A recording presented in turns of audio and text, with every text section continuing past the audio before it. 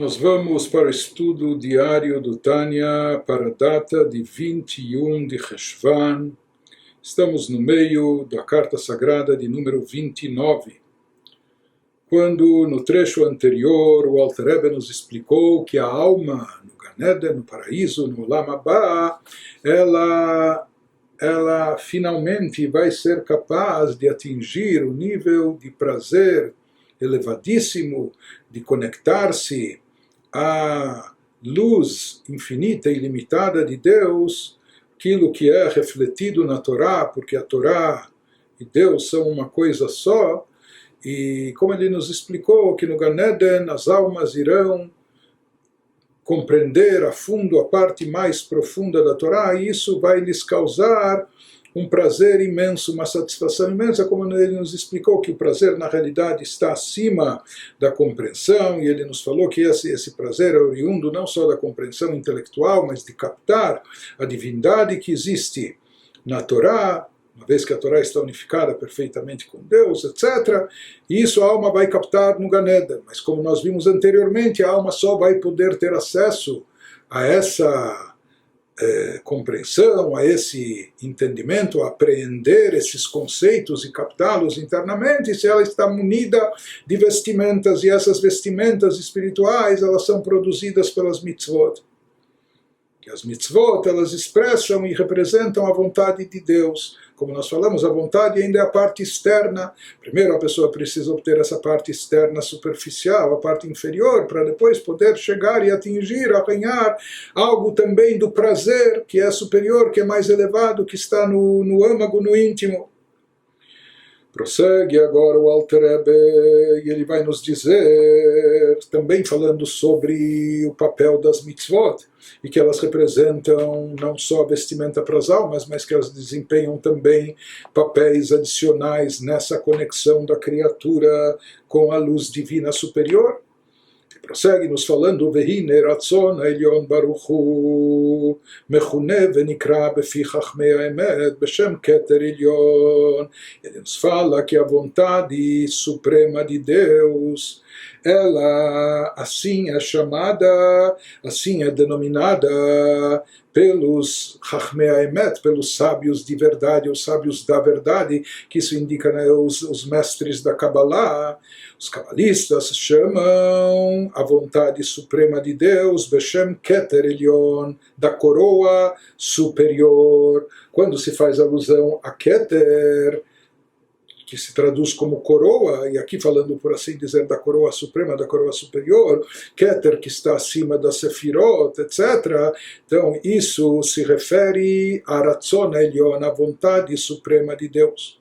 Na realidade, de forma mais específica, nos livros cabalísticos se traça uma distinção entre Hitzoniut HaKeter e Primiut HaKeter, a parte exterior do Keter, da coroa, e a parte interior. Se fala que a parte exterior representa a vontade divina, e a parte interior de Keter está associada ao prazer da divindade. Mas, de qualquer maneira, aqui ele ainda não entra nesses pormenores, ele nos fala que na linguagem cabalística, assim pelos mestres da Kabbalah, a vontade suprema de Deus é chamada, é referida como Keter Elyon, a coroa suprema, o Botarach Hamudeor, e na linguagem metafórica dos cabalistas se fala que nessa coroa existem 420 pilastras, 420 colunas de luz.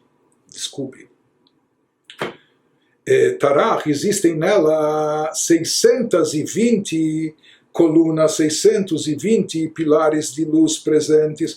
Por quê? Porque 620 é o valor numérico da palavra Keter. Em hebraico, Kaf vale 20, Taf vale 400 e Reish vale 600. Isso totaliza 620. E os nossos sábios dizem que a vontade divina é simbolizada, é chamada de Keter. E nesse Keter eles falam que dessa coroa emanam 620 colunas ou 620 pilares de luz. E ele começa a nos explicar qual o sentido, qual a função desses pilares, entre aspas, dessas colunas, o que elas representam, o que elas simbolizam. Então ele nos explica, Perush Derech Mashal, tomando como exemplo os pilares, as colunas aqui embaixo nas nossas construções, como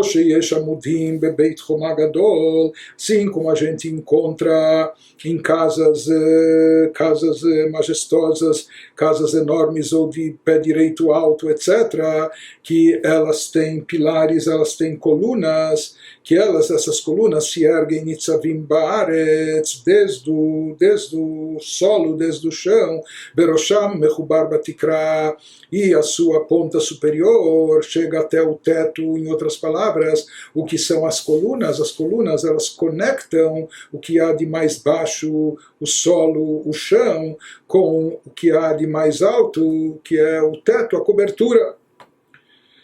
Então isso, no lado físico, ele começa a explicar a analogia disso, que isso significa em termos espirituais, o que isso representa nas esferas superiores, por que a vontade de Deus e a vontade que está expressa nas mitzvot, por que ela é chamada de Keter Elyon, a coroa superior, por que ela é chamada de coroa, e o que significa isso que o Zohar diz, que dessa coroa saem, se derivam 620 colunas, 620 pilares, o que significa esse exemplo dos pilares. Então, isso que o Alter Rebbe vai nos explicar em seguida. Exatamente dessa forma, seguindo essa analogia, tomando como exemplo, nós podemos entender algo também nas esferas superiores, Keter Elyon Baruch Hu, a coroa suprema da divindade bendita seja, o Lemala Mibchinat Madrigat Chokhmah, é aquilo que transcende todos os níveis mundanos, tudo aquilo que está no plano da criação, até as 10 sefirot, e até a sefirá mais elevada, até o atributo divino mais elevado de todos, que é o nível de Chokhmah. Assim como o ser humano, o Chokhmah está associado também à mente, é a fonte e o poder é a fonte e origem dos poderes intelectuais, que estão concentrados no cérebro, na cabeça. Mas na prática a gente vê que a coroa é colocada sobre a cabeça, acima da cabeça. Então ele nos diz também o conceito de Keter Elyon, da coroa suprema, é aquilo que se encontra acima dos atributos divinos, acima inclusive do nível elevadíssimo de Chokhmah, Behu Milashon Koteret. Por isso a coroa, em hebraico a palavra koteret, é aquilo que circunda, que cerca, que envolve, assim como a coroa circunda a cabeça da pessoa, da mesma maneira, se diz que coroa indica aquele nível transcendental superior, que ele envolve, cobre, circunda o próprio cérebro da cabeça, com suas faculdades, com seus poderes, que seriam os poderes de Chokhmah Binadat, de sabedoria, entendimento, compreensão e conhecimento. De qualquer maneira, ele nos fala que assim como, tomando como analogia, como modelo, como exemplo o ser humano, a coroa se encontra acima da cabeça, representa aquilo que está acima do intelecto, da mesma maneira nas sefirot divinas, nos atributos que Deus utiliza para irradiar energia vital para o mundo, através dos quais ele rege o mundo, manda vida, energia vital e existência para todas as criaturas. O mais elevado de todos é Chokhmah, porém Keter é aquilo que transcende, que envolve, que cerca de forma superior, até mesmo a Sefirah, o atributo mais elevado de Chokhmah. E Keter representa o que, como nós dissemos, de acordo com o Zohar. Zohar diz que Keter contém e representa a vontade divina, a vontade que transcende todos os outros atributos. Ele nos diz que essa vontade de Deus, onde ela se manifesta, onde ela se apresenta, ele nos fala que Ratzon Zenit Labesh, essa vontade se revestiu, foi investida Betariag mitzvot a Torá, Vezain mitzvot de Rabanan, nas 613 mitzvot bíblicas. Nós sabemos que na Torá existem 613 mitzvot preceitos. Existem depois, além disso, 7 mitzvot de ordem rabínica. Somando, isso totaliza 620, que é o valor numérico da palavra Keter, coroa, Isso faz alusão aos 620 pilares ou 620 colunas mencionadas no Zohar, que unem e conectam a terra, o solo, com o teto, com a altura mais elevada. Ele nos diz, essa vontade divina está expressa nas mitzvot, ou seja, está aqui embaixo, Sherubam kekulam hem mitzvot masiot, pois a maioria de todas as mitzvot são mitzvot que são realizadas na prática, através de atuação prática, envolvendo objetos físicos, materiais, etc. Ele nos fala que esse é o significado dos 620 pilares que vão do chão, porém chegam até o teto. Então ele nos diz, vão do chão, partem do chão, do solo. Isso significa que a vontade de Deus, que isso é o Keter, foi revestida em 613 preceitos da Torá e 7 de ordem rabínica, que a maioria deles está envolvido com ação prática, ou seja, coisas bem terrestres. Isso significa que a vontade de Deus, ela sai, ela parte do cumprimento dessas mitzvot aqui embaixo, mas ela alcança até as alturas maiores, ela chega no nível mais elevado de Keter. Portanto, as mitzvot são aquilo que une, que é como a ponte, é o canal de ligação que vincula a vontade suprema de Deus, que isso seria, no exemplo, o teto, com o solo, com os níveis mais baixos, terrestres inferiores, que é o cumprimento das mitzvot de forma prática nesse mundo. Ele nos diz, por mais que nós encontramos na Torá algumas mitzvot que não se cumpre fazendo alguma coisa, mas apenas falando, como a recitação do Shema Israel, por exemplo, ou a recitação da bênção depois da refeição com pão, etc. Mas ele nos fala, vegam atluyot bedibur, mesmo aquelas mitzvot que dependem da fala, que a maneira de cumpri-las é articulando verbalmente alguma coisa, dizendo algo, porém ele nos ressalta, ele nos traz uma regra halakhica da lei judaica, Hakai Malan. Sim, foi estabelecido na Alahá que existe um princípio de Akimat Sfatav Hevemase, que o movimento dos lábios, o balbuciar dos lábios por parte da pessoa, isso em si já é considerado um ato, isso tem um poder de ação. Por isso, de fato, essas mitzvot verbais, não basta a pessoa ler apenas visualizando o texto, por mais que ela se concentre e etc. A pessoa tem que dizer e pronunciar, porque ao dizer e pronunciar, o próprio movimentar dos lábios é considerado uma ação. E mesmo aquelas mitzvot que parecem mais espirituais, mais abstratas, que elas dependem mais do pensamento ou do coração, como a mitzvah de amar a Deus, de temer, reverenciar a Deus, etc. Porém, ele nos diz, elas também estão ligadas com o chão, né? Pé no chão, elas estão ligadas com terra firme. Por quê? Porque mesmo essas mitzvot de cunho emocional, mais espiritual, por quem elas são cumpridas e por quem elas são realizadas? Por seres humanos de carne e osso que vivem aqui nesse mundo terrestre.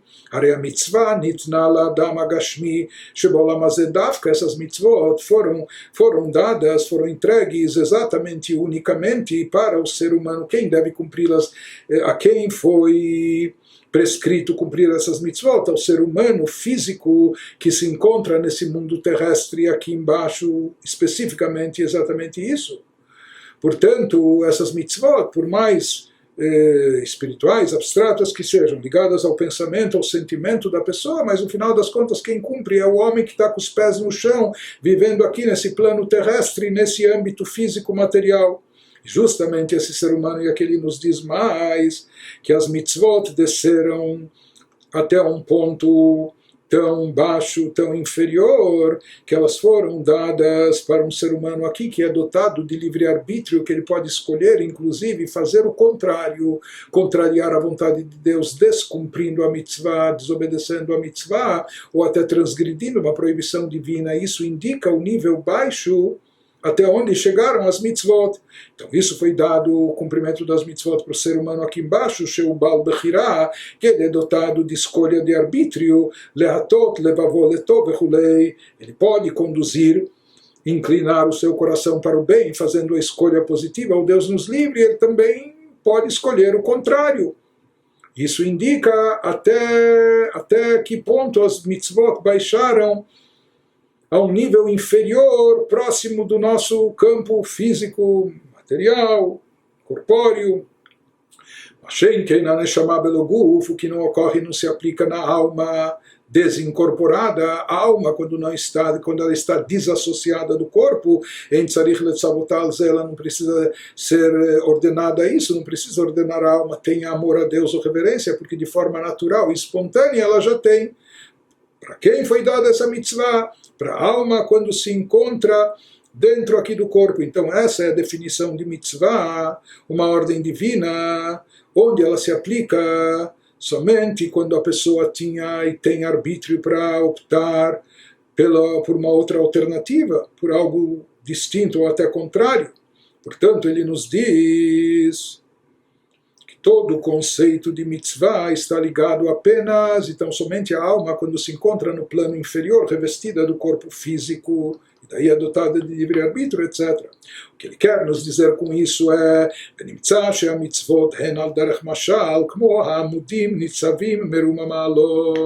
portanto, ele quer nos explicar com isso que as mitzvot se constituem como naqueles pilares, naquelas colunas que nós tomamos como exemplo, que elas chegam da altura máxima, elas estão presas, ligadas ao teto. Isso significa, a simbologia disso é Ratzon Elyon Baruch Hu, que a origem, o que contém essas mitzvot é algo de elevadíssimo, é algo que é derivado, oriundo, elas expressam a vontade suprema de Deus. Mas essas mitzvot baixam até esse mundo, elas vêm e descem até esse plano inferior, onde se encontra o ser humano físico, a alma incorporada, etc. Elas descendem, chegam até esse mundo materialista que nós nos encontramos. Nos acrescenta o Alter Rebbe algo mais, ou seja, até agora ele enfatizou uma via de conduta dessas colunas, ou seja, aquilo que, por assim dizer, as colunas trazem de cima para baixo. De cima elas trazem a vontade suprema de Deus, de forma que a vontade desce, se materializa e chega até o nosso mundo na sua forma física, na sua forma material, que possibilita a gente lidar, né, e ter algum alcance à vontade divina suprema. Mas ele nos fala, existe o outro caminho, a outra rota também, o que vem de baixo para cima, na própria coluna. Então isso que ele nos acrescenta agora, ven al derech mashal kmo amudim chalulim, shemakifim umalbishim nishmat adam o rucho o nafsho keshemekayem hamitzvot. Ele nos fala, imaginem só, se nós tivéssemos colunas grossas, né? Grandes, grandiosas, mas muito grandes, mas que essas colunas fossem ocas e no seu interior houvesse uma escada em espiral dentro dessas colunas. Ou seja, existem essas colunas, né, que elas ligam o teto ao solo, o chão ao teto, mas dentro dessas colunas também há uma escada espiral que permite alguém subir, alguém que se encontra lá embaixo, que se encontra lá no chão, no solo, que ele possa subir e atingir a altura maior do teto. Então ele nos diz, tomando isso como analogia, como exemplo, se a gente imaginar então essas colunas como ocas, shemakifin umalbishim nishmat adam orucho o nafsho, mas elas envolvem e revestem a alma da pessoa em todos os aspectos da sua espiritualidade, seja a sua neshama, o seu ruach ou o seu nefesh, que shemekayem mitzvot. Quando uma pessoa está cumprindo as mitzvot aqui embaixo, e só aqui embaixo é que dá para cumprir as mitzvot, então esse poder contido nas mitzvot, essa expressão da vontade divina suprema, se manifesta, envolve e reveste todos os aspectos da espiritualidade da alma da pessoa que está cumprindo essa mitzvah. Isso permite aquela alma, aquela pessoa subir pela escada, a escada oculta dentro dessas colunas gigantescas, não é? Então isso permite essa pessoa subir, sair do piso térreo, do chão, e galgar as alturas, chegando até o teto. Através dessas colunas no seu interior, a alma sobe e se eleva, Olim, Nefesh, Ruach, Neshama Shelo, tem uma ascensão, tem uma elevação, todos os aspectos da sua espiritualidade, seu Nefesh, seu Ruach, sua Neshama, Adruma Malot, podendo chegar até as alturas superiores, Litzror, Bitzror, Achaim et Hashem, e lá se agarrar, lá se atar, se vincular, laçando, por assim dizer, não é? se laçando, se prendendo ao nó da vida, aquilo que é a fonte da vida, é Hashem, que é a própria divindade. Isso é aquele que está lá no teto, maneira de dizer. Perush, ou seja, Liot Srurot Melubashot Beora Keter Uratzon Elion Baruch Hu, através do cumprimento das mitzvot, as almas podem ter e têm de fato uma ascensão e elevação, e elas vão subindo, crescendo e evoluindo de forma tal que elas possam se vincular, possam se atar e possam estar revestidas da luz divina suprema, que é aquela luz expressa em Keter, que Keter, por sua vez, reflete a vontade divina superior. Então a alma, que através do cumprimento das mitzvot, ela se eleva, ela pode se elevar na sua espiritualidade, e ela pode subir por intermédio dessa coluna oca que tem essa escada dentro dela, ela pode subir e se elevar até chegar à altura máxima, até chegar, encostar em Keter, na vontade divina. E com isso ela vai se munindo da roupagem necessária para poder usufruir e chegar depois não só à vontade, mas também ao prazer da divindade, que é um nível mais elevado e transcendental. Mas através dessas vestimentas, através dessa roupagem, no final as almas poderão chegar também a ver e contemplar o deleite e o prazer divino, infinito e ilimitado, que está acima até da vontade, que é a parte mais profunda, interna e elevada, ou aquela sede prazerosa, aquela sede insaciável de um prazer que nunca se esgota, pelo contrário, cada vez aumenta mais o desejo, etc. Que isso é algo que transcende até a vontade de Deus, a vontade divina que está expressa em Keter. Isso é algo mais transcendental, acima do próprio Keter. Isso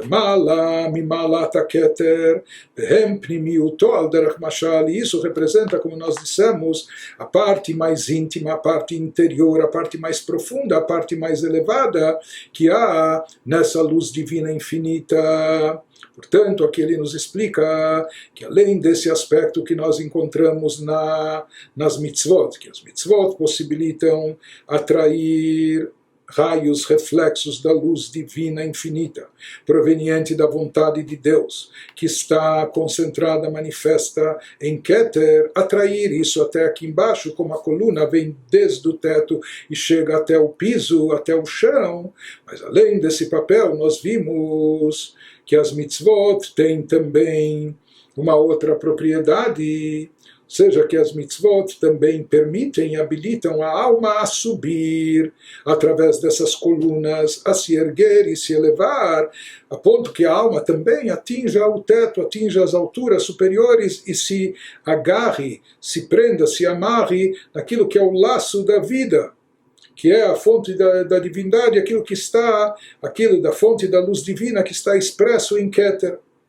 Mais do que isso, ele nos diz que isso acaba servindo como de um trampolim, por intermédio disso a pessoa vai chegar, a alma vai chegar também a poder contemplar o prazer divino, superando não só a vontade, que ainda é o lado externo comparado com o prazer, mas transcendendo isso, chegar até Primiut Keter, a parte mais profunda interior, que denota o prazer da luz divina emitido por ela. Portanto, aqui o Alter Rebbe nos traz em parênteses uma colocação Um detalhe, ele nos diz, Ve'agam shenidber b'makom acher, por mais que nós encontramos explicado numa outra parte, em outras citações, Shamitzvot hem pnimiut ratzon elyon baruch Hu, nós encontramos citações na Kabbalah que dizem, expressam que as mitzvot refletem a parte mais profunda da vontade suprema de Deus. Aqui nós estamos falando, enfatizando, que a vontade reflete apenas a parte mais externa e superficial, em contraste com o prazer, que representa a parte interior e elevada. Então ele nos esclarece, Inei modat zot leyodeichem, é algo conhecido e sabido de todos os conhecedores da parte mística da Torá, chamada Chokhmah Nistarah, a parte e a sabedoria oculta da Torá. Ribui bechinot madregot, é sabido que existem múltiplos níveis e categorias. Quando se descreve, quando se fala na parte interior, na parte superficial, na parte mais elevada ou mais baixa, depende em relação a que está se dizendo e em que nível nós estamos aplicando aquilo que está sendo dito, porque existem inúmeros níveis e categorias, sheyesh bekol bechinah madregah mimadregot hakdushah, que estão presentes em cada um dos níveis e categorias no campo da Kedushá, da santidade. Então, cada um desses níveis também tem subníveis e subcategorias, etc. Kama bechinot panim lepanim, kama bechinot achoraim lachoraim leinket. Ou seja, quando nós falamos de panim, semblante, e semblante indica também o interior, pnim, pnimiut.